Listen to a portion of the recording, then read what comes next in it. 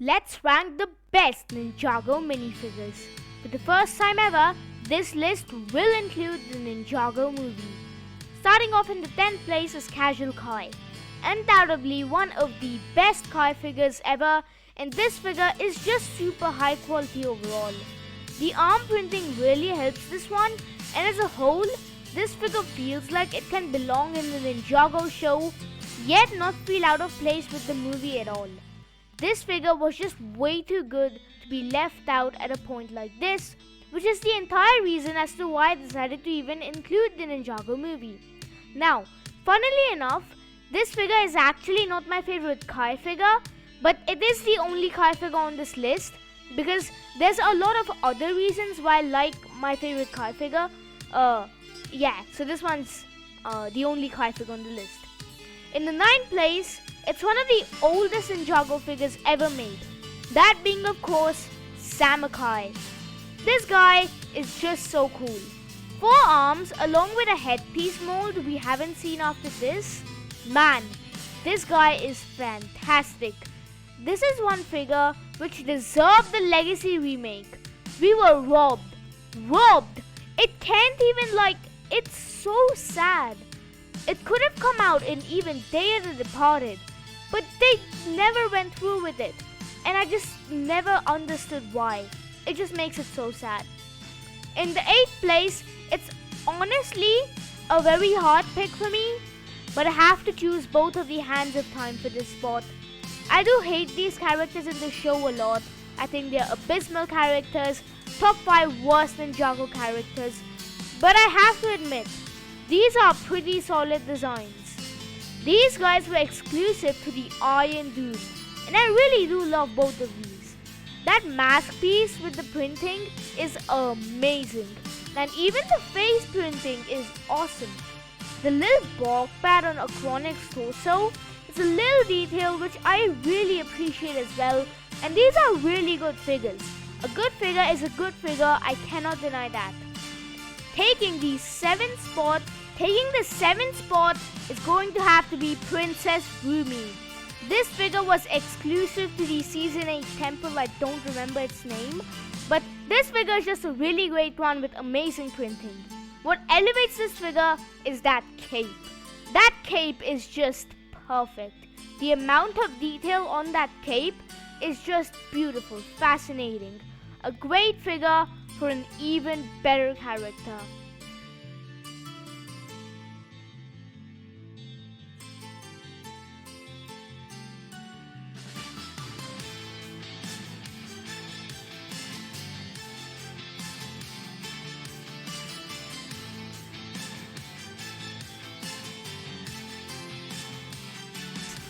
Taking the 5th place with Stone Armor Cole.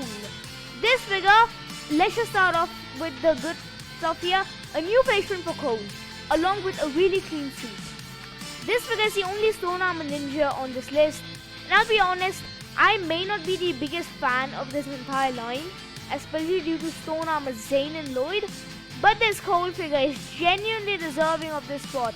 That new face print with the smiling expression is really one we needed for Cole desperately. And this suit is just so cool looking overall, it fits Cole perfectly. This figure is amazing. It's a really great addition to the Kai and Jay, though not as much so for the Zane and Lloyd. Even though it's technically not 100% canon to the show because the Stone Armor Ninja don't have leg printing in the show, this figure is just great. Fantastic. Taking the 4th place now is going to be the Cole RX figure from Day of the Departed. Look, if you can't tell already, I'm a Cole fan, sure. But is this figure an all-time great? Yes. Yes it is. Obviously, arm printing plus an awesome suit for Cole too. This figure perfectly embodies everything that I love about Cole. And this is genuinely the highlight of Day of the Departed. This figure is here for good reason. I think Day of the Departed Cole in and of himself is a really great figure. Probably like top 30 Ninjago figures if I had to get a number in mind. But no, this figure just enhances every part of it. And it's just so personal to Cole. I think that's the best thing about this. It embodies this element in such a great way. Just perfect. Just perfection. Entering the top 3, and from here, I have to be honest with y'all, it got really hard to choose these 3. The third spot is going to Future J. This figure is a 1-to-1 replica of the show. The arm printing is rare and it's amazing to see here. And this figure really does deserve this spot a lot. I think this is one of the few times where we got a face print for the ninja. That is a different age as to what the ninja canonically are. So I guess that was very cool because it's just good. There's not much you can say here. In the second spot, I'ma give it to just another figure like Future J, Kabuki Nia. This figure is once again so detailed and such a good replica from the show that it is really hard to not give this figure such a high spot. Similar to Future J, for its reasons, this is a great figure. Just perfect again. It's my favorite Nia figure ever made. And I just really like the detail on it. The Samurai X band is a really small detail which they really didn't have to include. And they showed a lot of passion towards this figure. And it's very clear. It genuinely is. This figure is an all-timer. I also want to give some honorable mentions to figures who just could not make it on the list. Those being, first of all, Climber Kai of this year, who is a very detailed figure with an impactful design. All of the Crystallized Dragon Ninja, who are also amazing figures. And finally, Possessed Floyd and the good old Green Ninja. But taking the first spot is the second version of the Green Ninja. That being Golden Ninja from Season 2. This figure is just so cool. There's literally no negative points I have about this figure. It's just perfection. Again, I think there's an argument to be made here for this figure to not be deserving of the high spot. But I digress. I really like this figure a lot. I really do.